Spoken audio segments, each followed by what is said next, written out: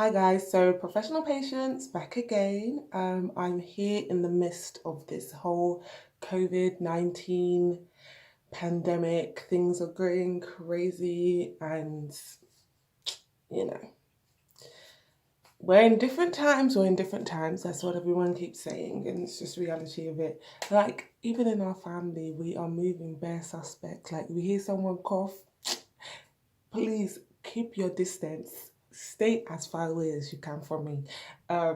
It's so hilarious because my sister had, it's not hilarious, but my sister had a chest infection prior to everything going crazy, and the cough just kept going and going on and on. And we're like, is there something wrong? Is there something wrong with this girl? Does she need to tell us something? Even gets to the fact of like when I have to go to the hospital myself. So I had to go to the hospital myself, and they were like, have you got a cough that's like come on, or do you know anyone that has one? And I'm here just thinking, this girl, she best not, I may not be allowed in the hospital because of her behavior. But no, she's fine. It's just obviously now everyone's like, please just be careful, because in our house there's about 4 people who have sickle cell. So if one person were to catch this,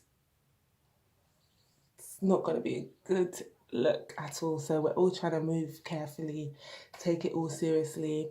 So yeah. So just been ranting a little bit, but this video today is about having sickle cell and just the different information that has been coming up about the COVID-19 and how we can, things we need to be considerate about, really and truthfully. Okay, additionally, something else that's been happening is that I'm getting letters and letters, not letters, I'm getting texts and texts from NHS telling me that I'm in the vulnerable group. So I've got like a text there, like you said, they've said, okay, we've identified you as one of the people who are very vulnerable, so you cannot leave your house. I mean, I know they said social isolation, but I didn't think that they were like trying to trap me in my house. I didn't think I would even be getting such a text. But it says you can't leave your house, you can crack open a window. I mean, obviously they didn't use crack open, I'm paraphrasing, but it said you can open a window, and when you're in your house, you have to be 2 meters apart from everyone else. Okay, is that really going to be happening? Obviously, I like distance what my family, my house. Yeah. Anyway, I'm social distancing, social isolating, and the great thing at this time is that obviously I have my friends that I can like FaceTime. I actually hate video calling. I dislike it so much, but I actually am getting into it a bit more now because it's all like, see me at my worst, keep me company.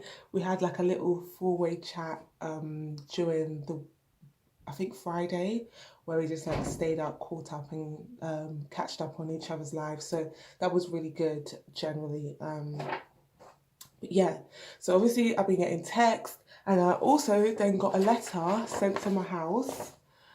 I was so shocked, but the letter states that obviously again that I'm one of the vulnerable people and that I need to, okay, the safest course of action is for you to stay in your home at all times and avoid all face-to-face contact for at least 12 weeks, except for carers and healthcare workers or medical care staff that you have to see. So I'm just like, wow, this is going to be an interesting 12 weeks, honestly.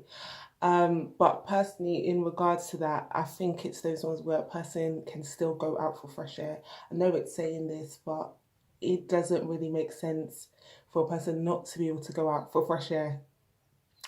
I know I'm in the vulnerable category, but I am well enough to at least be able to go out for fresh air. That's how I look at it. And thank goodness we have a garden in our house, so I'll be going there too. Okay, so the report I was reading is called The COVID Pandemic and Haemoglobin Disorders. And obviously we know that sickle cell falls within haemoglobin disorders, as well as thalassemia and other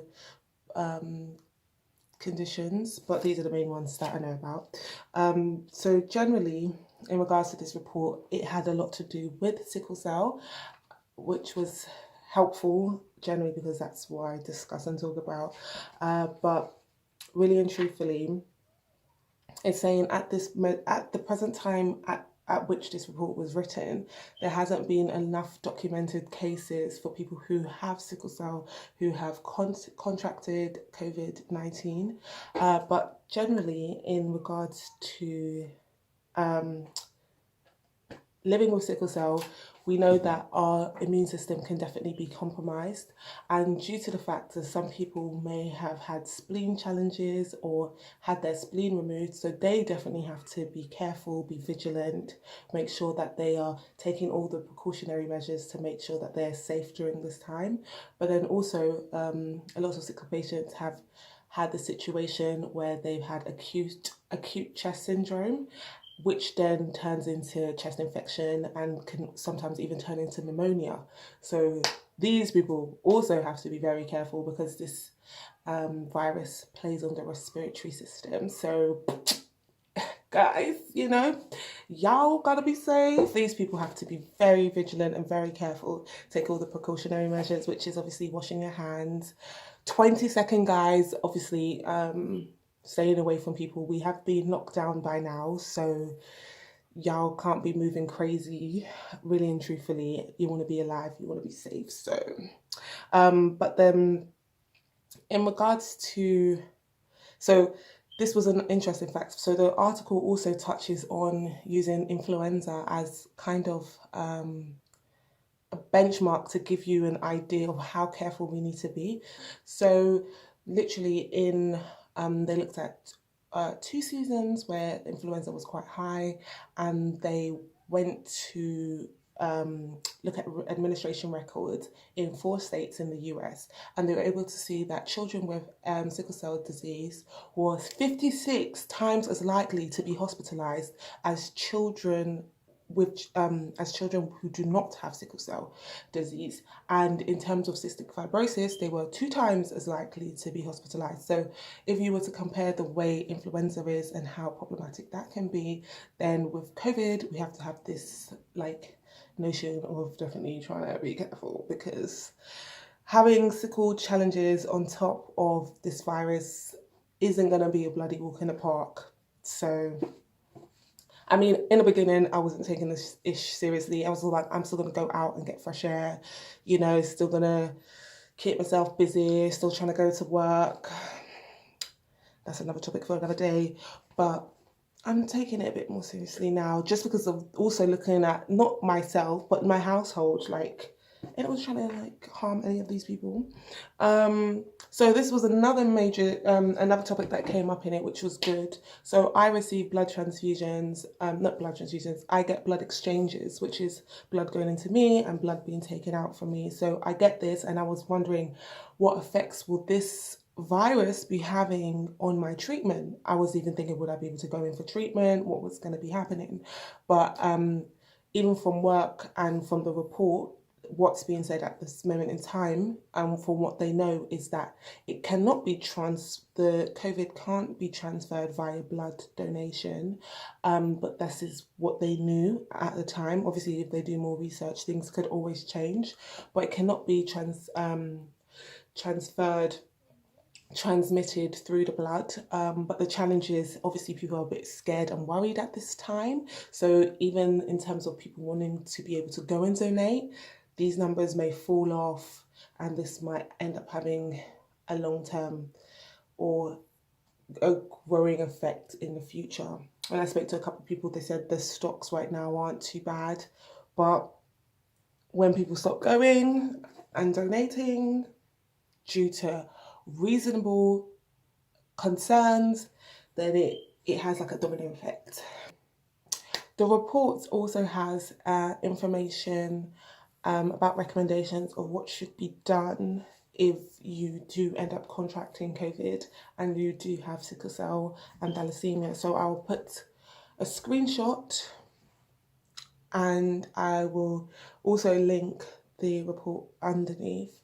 But a lot of information is going around. People are talking about herbal stuff as well. Not to say herbal isn't going to work, but also it's, precaution. Be smart.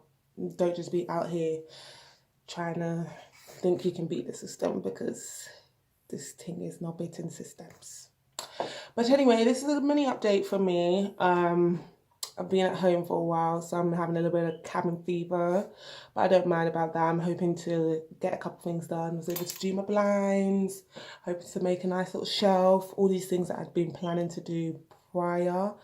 It was nice talking to you guys again, and I will see you in my next video. Professional Patient is out. What else? So recommendations, stay away from people, because people will be walking around with this and not know. If this virus can hit the royal family, I mean, obviously these things can, but like, I'm starting to be like, it can jump to anyone. It's not discriminating, hitting royals, hitting celebrities. So I'm gonna sit myself here and pray to be not contaminated with this. Okay, so the name of the article was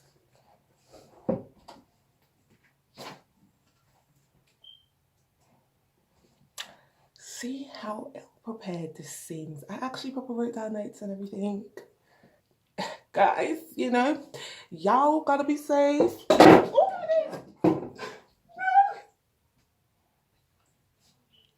Great.